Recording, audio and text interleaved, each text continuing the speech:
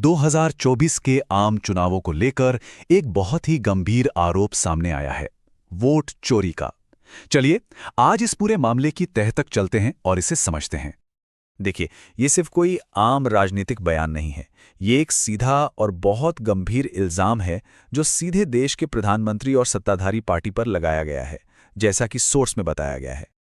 तो चलिए अब इसमें थोड़ा और गहराई से उतरते हैं और देखते हैं कि ये वोट चोरी का जो मुख्य आरोप है वो आखिर है क्या। सोर्स के मुताबिक राहुल गांधी का दावा है कि प्रधानमंत्री नरेंद्र मोदी और भारतीय जनता पार्टी ने 2024 के लोकसभा चुनावों में एक ऑर्गेनाइज्ड तरीके से, मतलब एक पूरी साजिश के तहत वोट चोरी की है।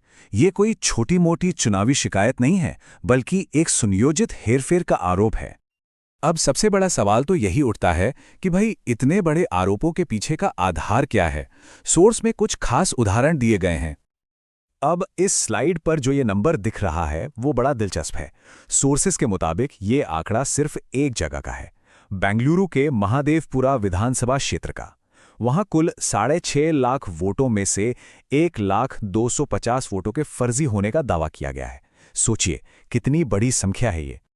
तो सवाल है कि ये 1 लाख से ज्यादा फर्जी वोट बने कैसे। सोर्स बताता है कि इनमें डुप्लीकेट वोटर शामिल हैं, यानी एक ही इंसान के नाम पर कई वोट। कई वोटर्स के पते अवैध हैं और कुछ मामलों में तो फर्जी तस्वीरों का इस्तेमाल तक किया गया है।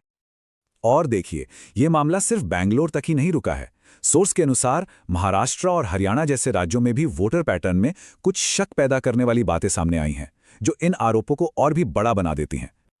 और बिहार से एक और नया शब्द सामने आता है, SIR प्रक्रिया। इसे संस्थागत चोरी का एक रूप बताया जा रहा है, मतलब एक ऐसा प्रोसेस जिसका कथित तौर पर इस्तेमाल गरीब वोटर्स को वोटर लिस्ट से ही हटाने के लिए किया जाता है। जाहिर है इतने गंभीर आरोपों पर कोई चुप तो नहीं बैठेगा, प्रतिक्रिया तो आनी ही थी। तो अब देखते हैं कि चुनाव आयोग और बीजेपी का इस पूरे मामले पर क्या कहना है। ये स्लाइड बहुत जरूरी है क्योंकि ये हमें दोनों पक्षों की बात एक साथ दिखाती है। एक तरफ कांग्रेस है जो कह रही है कि बड़े पैमाने पर वोट चोरी हुई है और चुनाव आयोग में भी पारदर्शिता की कमी है। वहीं दूसरी तरफ चुनाव आयोग और बीजेपी इन सभी आरोपों को बेबुनियाद बताकर सिरे से खारिज कर रहे हैं। उनका कहना है कि हमारी चुनावी प्रक्रिया बहुत मजबूत और पारदर्शी है। तो अब इस आरोप प्रत्यारोप के बीच आगे का रास्ता क्या है?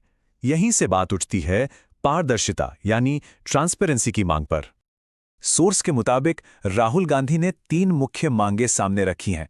पहली, कि मशीन से पढ़ी जा सकने वाली वोटर लिस्ट को पब्लिक किया जाए। दूसरी, सभी पोलिंग स्टेशनों की CCTV फुटेज जारी की जाए। और तीसरी, जो सबसे जरूरी है, कि एक स्वतंत्र और निष्पक्ष जांच कराई जाए। तो सबसे जरूरी बात यही है कि एक इंडिपेंडेंट जांच की मांग हो रही है।